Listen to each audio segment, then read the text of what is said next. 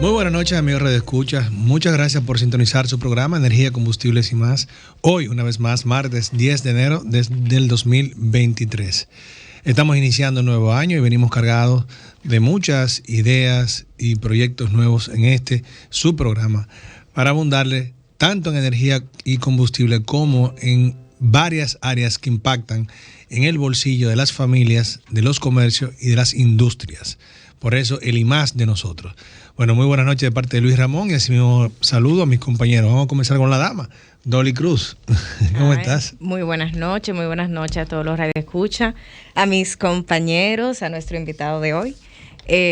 Más que complacida de iniciar este nuevo año con este primer programa del año, con muchas energías positivas. Y nada, augurando que será un año de mucha prosperidad, de muchos éxitos y de que todo lo mejor está por venir. Qué bueno que tenemos ese optimismo. Yo también lo creo así, lo siento así mismo también.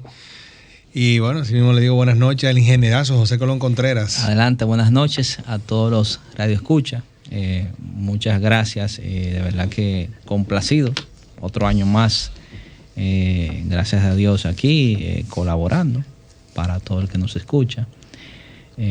Otro año más de retos, los cuales tenemos que afrontar y salir airosos de ellos. Y como uno siempre dice, o sea, lo peor que nos pueda pasar es una oportunidad para seguir mejorando, ¿no? Así que tenemos mucho que ofrecer, mucho que aprender también en la medida que vayamos interactuando en este medio, en nuestro día a día. Y nada, vamos a salir bien. Vamos a salir bien. Así es. Bueno, en un momentico, tanto José Colón como Dolly van a hablar sobre datos importantes en energía, en el sector energético, cosas que tenemos que tomar en cuenta para este año, también del que transcurrió, datos muy importantes incluso para hacer negocios, para también saber qué opinar, para entender mejor lo que está sucediendo en nuestro país en materia energética. Y antes de continuar, vamos a darle la buena noche y a saludar a nuestro invitado de hoy, que no es un invitado así per se, no, es un colaborador y asesor. A veces está súper ocupado y viajando mucho, pero siempre tiene la mejor disposición de venir aquí a traerle a nuestro de escucha las mejores explicaciones en materia de seguridad industrial, seguridad laboral, medio ambiente, normas internacionales en dichas áreas. La verdad que es una persona que es un privilegio tenerlo aquí. Es un amigo también, en términos personales, una gente muy querida. Y bueno, el mismo es Alex Rivadeneira. Buenas noches, Alex, ¿cómo estás? Hola Luis, buenas noches a ustedes, buenas noches a los radioescuchas. La verdad que como siempre les digo, para mí es muy, muy satisfactorio y la verdad me pongo muy contento cada vez que vengo acá para poder compartir un poquito de la experiencia que tenemos en este tema de energía y sobre todo compartir con ustedes todos estos temas que a nosotros nos apasionan mucho. Y antes de iniciar, pues desearles que tengan un feliz año, que sea lleno de prosperidad, de éxitos y ahora importante también de salud y de energía para estar en línea con el programa. Así que nada, ya conversaremos ahora de los temas de seguridad. Muy bien, Alex. Bueno, pues sin más comenzamos entonces con estos datos interesantes, bien explicados por parte de nuestros expertos, tanto José Colón Contreras como Dolly Cruz. Adelante. Bueno, siempre cuando interactuamos aquí me gusta recargar las informaciones que son de la cotidianidad para los consumidores del servicio energético. Así, iniciando brevemente, recientemente la Superintendencia de Electricidad, comienzo con el ente regulador por las decisiones que ahí se toman que tienen impacto en nuestro diario vivir, en nuestro bolsillo. La Superintendencia de Electricidad emitió la resolución CIE 142-2022, fijando cuáles son los precios de la energía eléctrica para el trimestre enero-marzo 2023. Cabe resaltar que esta resolución reafirma o establece sin ninguna variación los precios de energía que, no sé si se acuerdan, cuando comenzó un desmonte tarifario por un tema del pacto energético, cada 3 meses, trimestralmente, iba aumentando gradualmente la tarifa energética. Incluso se llegó a emitir una resolución que salió en julio, el 1 de julio del año pasado, que ya después de ahí surgieron muchas situaciones en el sector energético y se tuvo que echar para atrás esa resolución y se quedó con efecto, y es la que y son los precios que hoy en día pagamos por el servicio energético. Fue la resolución 021-2022 que fijaba los precios abril-junio 2022. ¿Qué paga por el kilo de energía un consumidor con una tarifa que se llama BTC1, una residencia, una casa, de una vivienda familiar? En Edesur, una vivienda que consuma de 0 a 200 kWh de energía, consumo de energía, bombillos, televisores y eso, el kilo lo paga, en los primeros 200 kilos en Edesur lo paga a 6.05 centavos. 6 pesos con 0.05 centavos. En Edenorte a 5 pesos con 97 centavos y en Edeste a 6 pesos con 17 centavos. Si seguimos consumiendo hasta 300 kilos, así mismo como lo mencioné de sur, de norte, de este, estaríamos pagando ya el kilo a 8 pesos con 59 centavos, 8 pesos con 51 centavos y 8 pesos con 71 centavos. Si pasamos la barrera de los 300 kilos consumiendo, entonces ahí te lo hasta los 700 kilos, ahí entonces comienza a costarte el kilo 12 pesos con 89 centavos, 13 pesos con 83 centavos y 13 pesos con 04 centavos. Ahora, si consumimos por encima de los 701 kilos, todo lo que se te había calculado de manera escalonada, que mencioné anteriormente, ya se queda sin efecto y se te cobra una tarifa plana de todo el kilaje que tenga, de todo el consumo por encima de 701 kilos, de 13.09 pesos en Edesur, 14.04 pesos en Edenorte y en Edeste 13.26. Esa tarifa la tenemos desde el 1 de abril de 2022 y se mantiene vigente hasta la fecha. El gobierno, a través de la intervención que hizo el presidente Luis Abinader, detuvo las alzas debido a los reclamos que la población generó por el asunto de que sí está aumentando la tarifa, pero se agudizaron otros problemas en el sector que de alguna forma u otra no compensaba lo que vendría siendo o lo que iba a impactar el bolsillo del dominicano. Ahí yo quiero hacer un paréntesis, Colón, y es que las subidas fueron porcentuales y quizá los porcientos andaban quizá por 20, por 30%, pero realmente el sentir de la sociedad fue que la tarifa le subió al doble y hasta más del doble. Claro. Entonces, claro. ¿fue así realmente o de acuerdo a la teoría de lo que está diciendo, no debió haber subido al 100%? Lo que pasa es, justo después de haber mencionado los temas de la tarifa, a mí me gusta mencionar qué cosas inciden en el alza de la tarifa. Uh-huh. La tarifa uno tiene que verla como uno ve en el celular la temperatura y la sensación térmica que tú tienes de la temperatura. Uh-huh. Una cosa es la temperatura que te está midiendo un equipo y otra es cómo realmente tú la percibes. ¿Entiendes? Entonces, aquí incide de manera directa en el alza de la en el alza del consumo energético. Incide de manera directa la estacionalidad. Mientras, como somos un país tropical, en la medida que el verano está avanzando, tendemos a utilizar más aire acondicionado. Entonces veníamos teniendo subidas, nos metemos ya prácticamente en verano y se juntan, como dicen los españoles, exacto, el hambre con la gana de comer. Exactamente. Me sube la demanda de energía que tengo porque estoy demandando más aire, estoy lavando más, estoy abriendo más nevera, estoy prendiendo más abanico al mismo tiempo. Como quiera le iba a subir a todo el mundo en verano. Y también me sube el valor. Entonces cuando se te junta todo eso, y entonces también se te juntan que aquí es muy normal que cuando aumenta la temperatura, entonces comienza a generarse apagones, averías en la red. normal porque manejamos un sistema crítico. En esa parte, sí. Sería importante referirnos un poco al origen del desmonte del subsidio, que era lo que realmente buscaba, lo que era el pacto eléctrico, no un aumento de la tarifa, sino que la tarifa estaba subsidiada desde el año 2010, había sido frisada la tarifa y todos los consumos de todas las esferas, de todos los rangos tarifarios estaban subsidiados.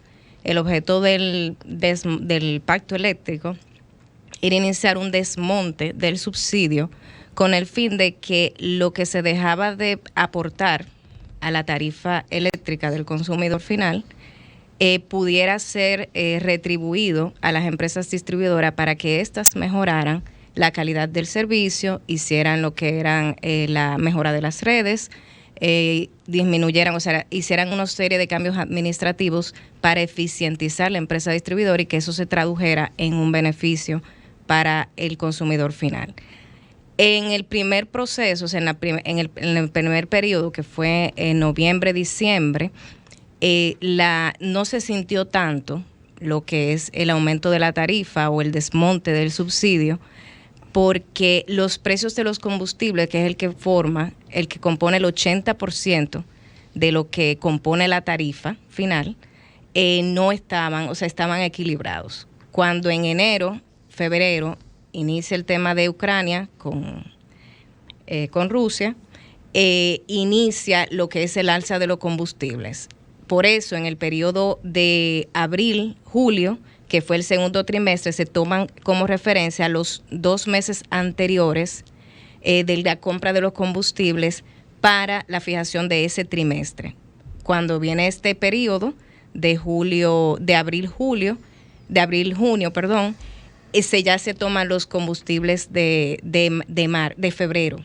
Entonces ahí se disparó automáticamente porque el subsidio es, primero hay que calcular la tarifa tal cual como te sale el servicio público. Entonces después es que se empiezan a hacer lo que son los subsidios que correspondan. Entonces fue por eso que se sintió tanto y fue por eso la medida del gobierno que ante una situación imprevista, algo que se puede considerar causa de fuerza mayor, hubo la necesidad de tomar medidas de carácter político y económico para entonces que esto no afectara tan bruscamente a la población y más ante todas las situaciones que se presentaron de quejas. Ese sí. Factores que inciden en que se nos eleve la tarifa energética. Ya lo mencioné, la estacionalidad del año. Es bueno que toda persona tome en cuenta no utilizar electrodomésticos deteriorados y que no sean eficientes ya. Hay que darle mantenimiento a las instalaciones energéticas, porque cualquier cosita te genera un sobreconsumo inesperado. Usted sabe mucho de eso. En instalaciones estaba justo pensando en eso, en el tema ambiental y bueno, siempre hay algunos consejos prácticos para la gente. Por ejemplo, cambie las luces normales por luces LED. Exacto. Eso va a requerir menor consumo. En lo que tú decías, no abrir y cerrar la refrigeradora, porque cada vez que la abres pierde temperatura y nuevamente vuelve el motor a generar y a consumir, entonces hay un consumo eléctrico adicional. Son cositas prácticas que uno puede ir haciendo en la casa y van a hacer que el consumo vaya disminuyendo. Fije la temperatura del aire acondicionado. No le esté encendiendo, póngale en automático, déjala en 23, que se considera una temperatura normal, que le va a evitar problemas de salud también. Entonces puede dejarle 23, 24, dependiendo de la época, y eso va a hacer que reduzca también el consumo. Ahora, y esto ustedes saben más que yo, si usted puede, utilice paneles solares, que son la alternativa que tenemos acá. Exacto. Y que eso puede ayudar mucho a disminuir también. Exacto. Eso lo iba a decir de último, porque si bien es cierto que los paneles solares son una buena alternativa, no todo el mundo puede tenerlo. Sí. Una torre residencial, muy difícilmente alguien en un segundo o un tercer piso pueda tener unos paneles solares. Y tenemos muchas. ¿Entiendes? Y ahí ya tiene que entrar, o sea, hay un factor que incide en el alza, es el uso no racional del servicio energético. O sea, yo mismo tengo una lucha en mi casa porque mis hijos en habitación que pasan, en habitación que dejan todo encendido y por ahí siguen. y uno tiene que estar atrás de ellos, apagando. Y es normal. Entonces son cosas que hay que tratar de regularlas. Déjame hacer un paréntesis. Mira, hay países que yo he visto que sí han logrado que sus ciudadanos adquieran mayor conciencia de ahorro energético. Yo tuve la oportunidad de vivir en España en el año 2005 y quedé impactado con la conciencia de los españoles, vamos a hablar del madrileño, que fue donde yo viví, con ese tema. Y también con el ahorro del agua, importante. Entonces, un país desarrollado, como lo es España, un país cuya economía ha fluctuado muy bien, últimamente no, pero tampoco no es que está a niveles de llevar el país a bajar en la categoría a subdesarrollado o algo así, no, simplemente está en un momento de crisis, pero se mantiene la calidad, o sea, una vida de buena calidad básica, España la mantiene muy bien. Y pese a tener toda esa, digamos, esa buena calidad de vida, como España, los españoles mantienen su mentalidad de ahorro energético. Entonces, cuando vemos República Dominicana, vemos que aquí es difícil. Tú me estás hablando de tus hijos, o sea, tú trabajas con esto, tú trabajas eficientizándole los sistemas energéticos para que salgan menos costosos a los clientes, y en tu misma casa te da trabajo. Así mismo. O sea, mira el problema de concientización. Y te voy a decir algo, es que nosotros tenemos una situación, y es que en muchos aspectos nos parecemos mucho a los norteamericanos de Estados Unidos de América, ¿verdad? Pero norteamericanos también puede ser los canadienses, pero de los Estados Unidos de América, que ahí sí que no hay ningún tipo de conciencia de ahorro energético, ni de agua en lo absoluto. O sea, yo creo que dejan las cosas encendidas por verlas. Pero bien, ese es un sistema que no sé qué tanto interés haya realmente de parte del Estado de que haya un ahorro energético en los Estados Unidos, pero aquí sí tiene que haberlo realmente.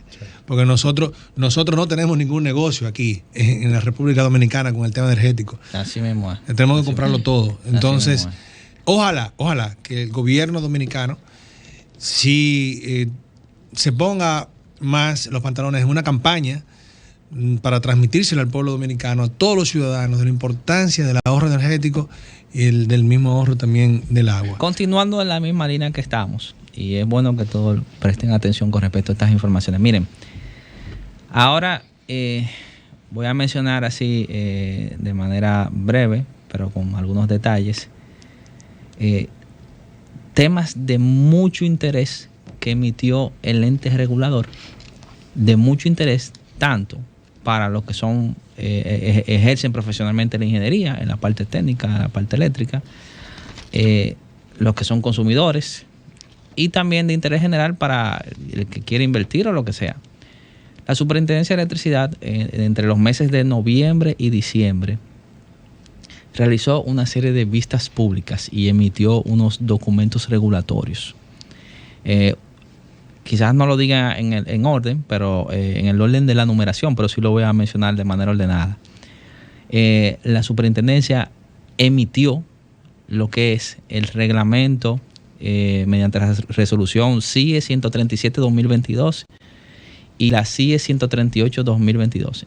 En uno emitió lo que es el reglamento que establece las tarifas que se van a aplicar a los sistemas de recarga de vehículos eléctricos.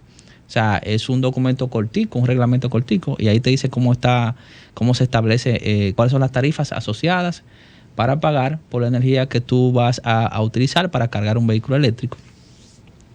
Y en otro, que es el 137-2022, establece el reglamento técnico para las estaciones de recarga de vehículos eléctricos.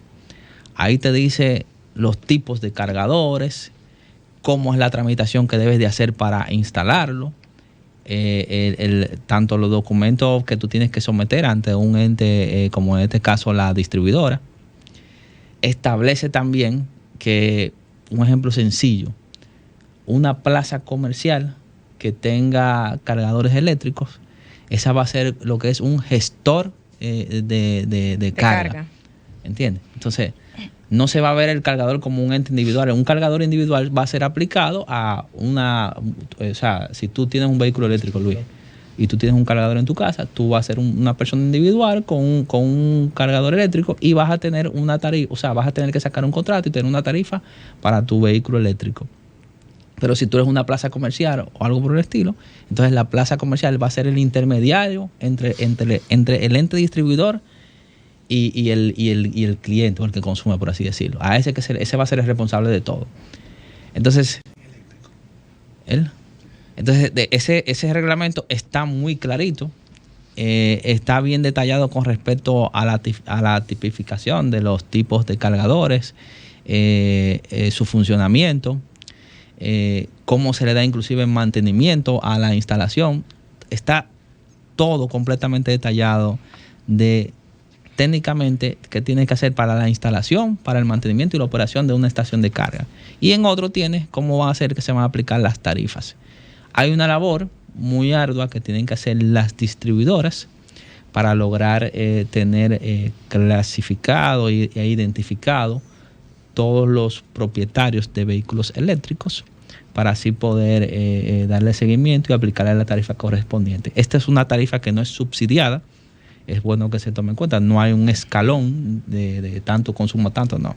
Eso es una tarifa calculada, plana, que va a estar emitiendo y actualizando el ente regulador periódicamente. Pero ¿cómo va? Entonces, eso está, para que lo tengan en cuenta. Resolución CIE 137-2022, a los que son técnicos en esta área y sean instaladores o algo, este es el documento de referencia, reglamento técnico de estaciones de recarga de vehículos eléctricos. Y el que está asociado a la tarifa, para los que ya tienen que pagar la energía como tal y hacer contratación con las distribuidoras, la resolución CIE 138-2022. Ese es el documento. Durante el año completo 2022 nosotros estuvimos aquí teniendo a personalidades que eran parte interesada en esto. Recuerda que tuvimos aquí personas que son dealers de vehículos eléctricos. También la ASOFER, que de alguna forma u otra tiene incidencia en este tipo de actividad a vehículos eléctricos. El personal de la GIZ, que fue una entidad que contribuyó a que este tipo de documentación técnica saliera. Y ya se tiene entonces una reglamentación que regula las estaciones y la tarifa. Por otro lado, la superintendencia realizó y aprobó unas audiencias públicas para presentar lo que van a ser la modificación a los reglamentos que establecen lo que son las normas y diseño de construcción de las redes aéreas eléctricas, que eso es una resolución vigente que se llama 029 de 2015. Toda la red eléctrica que se construye en media tensión de distribución en República Dominicana se rige por esa normativa, ese reglamento.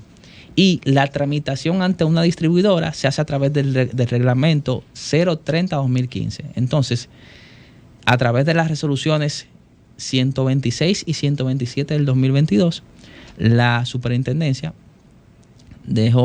hizo una audiencia pública. Ahí me corriges, Dolly. En esa audiencia aprobó la audiencia. Entonces los reglamentos tienen un tiempo para que los interesados presenten algunas observaciones, porque se van a lanzar esos dos documentos con modificaciones. Entonces el que tenga observaciones, técnicos profesionales en el área, ahí tienen que establecerlas antes de que salga. ¿Qué pasa? En el mundo de la ingeniería eléctrica y en el mundo de los consumidores, todo el que pone si usted hizo una empresa, una fábrica de hielo y tiene que alimentarla eléctricamente, hay un proceso técnico que tiene que hacer para conectar esa empresa a la red eléctrica. Y se rigen por la norma de construcción, que es la 029 de 2015, y la tramitación con la distribuidora se hace por la 030. Todo ese proceso lo hace un ingeniero codiado, un ingeniero debidamente avalado por el CODIA de la República Dominicana para poder tramitar esos derechos de conexión a la red y también para hacer la construcción de esa infraestructura eléctrica. En la República Dominicana, todo, un residencial que se haga nuevo, una empresa, una casa, todo se rige por estas normas y ese es el día a día de un ingeniero electromecánico codiado. Y viene con modificaciones que es bueno que lo tomen en cuenta y vean la propuesta que está de modificación que está sometiendo el ente regulador, porque algunas cosas van a cambiar. Resolución CIE 126 y 127 de 2022. Por otro lado, la superintendencia emitió lo que es la resolución CIE 143-2022. Ese es un reglamento que establece un reglamento técnico para la calidad del servicio eléctrico de distribución. ¿Qué tiene este reglamento? Esta es una modificación a 2 reglamentos ya que se habían emitido con respecto a la calidad del servicio energético que debe recibir un usuario del servicio energético. O sea, esto mide lo que es la cantidad de interrupciones que te dan en un periodo de tiempo y también mide la duración de esas interrupciones. ¿Con qué fin se mide esto? Esto se mide con el fin de retribuir al cliente por la energía que no te sirven en caso de que se dé un periodo de energía no servida fuera de los parámetros que están establecidos en ese reglamento. Desde el año 2002 ya se había emitido este tipo de reglamento. Lo que no se había puesto en vigencia es la retribución por los apagones. Al entenderse, todo el que conoce la evolución del sistema eléctrico dominicano, aquí estamos recibiendo apagones desde hace mucho tiempo. Recientemente el servicio ha mejorado mucho. Aún así todavía hay deficiencias en la gestión que el gobierno tiene que darse un tiempo para mejorar y para poder ajustarse a estas normativas que son de estándar internacional. Ese documento es bien detallado y establece de manera global y tiene un límite de qué cantidad de interrupciones son permisibles en la red eléctrica de distribución. También tiene una medición por circuito energético alimentador principal y también tiene una medición por usuario del servicio. O sea, si yo soy un usuario que tengo el número de contrato tal con una distribuidora, hay una medición que está asociada a qué cantidad en un periodo de tiempo. Esto es semestral, en 6 meses, qué cantidad de interrupciones yo recibí en 6 meses y la duración que eso tuvo. Y cómo eso se traduce a un cálculo de remuneración por energía no servida. También, aunque es a través de la distribuidora que vas a recibir la remuneración, si la interrupción la causó otro agente, o sea, si la causó un generador que se apagó por la razón que sea y dejó de dar el servicio, o una línea de transmisión que tuvo un fallo por la razón que sea, o que un tercero sea que haya causado la situación de no servicio a un usuario, esta normativa, este reglamento discrimina todos esos puntos. Yo digo que en mi ejercicio profesional del sector eléctrico de distribución, esto debió de entrar con la Ley General de Electricidad desde un principio, pero obviamente, y porque la ley lo establece que a los 6 meses de haber sido emitida, aquí no se debió haber dado una sola interrupción sin una debida justificación, por así decirlo, o una causa de fuerza mayor. Y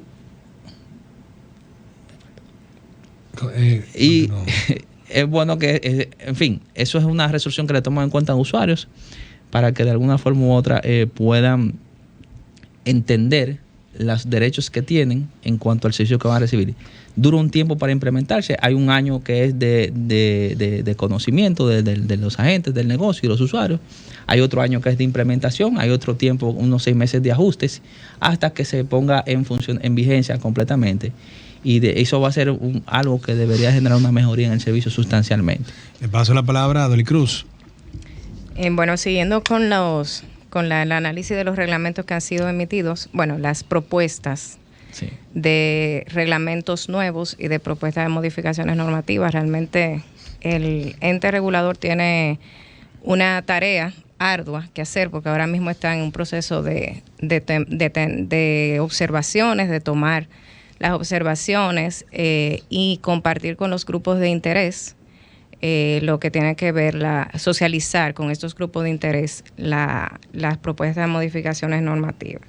También hay un trabajo importante de referencia cruzada, porque cuando se hace una modificación de reglamento o se emite un reglamento nuevo, tú debe haber una coherencia de toda la normativa de la regulación vigente. Entonces hay reglamentos que de alguna manera chocan con otro, pudieran modificar implícitamente otro, o hay reglamentos que deben ser ampliados. Por ejemplo, el tema de movilidad eléctrica, que es un reglamento nuevo. Sin embargo, tiene una serie de pasos que pueden incidir en el reglamento de tramitación de planos, en el tema de lo que tiene que de generación distribuida, la propuesta de modificación de generación distribuida. O sea, hay una serie de tareas que hay que realizar.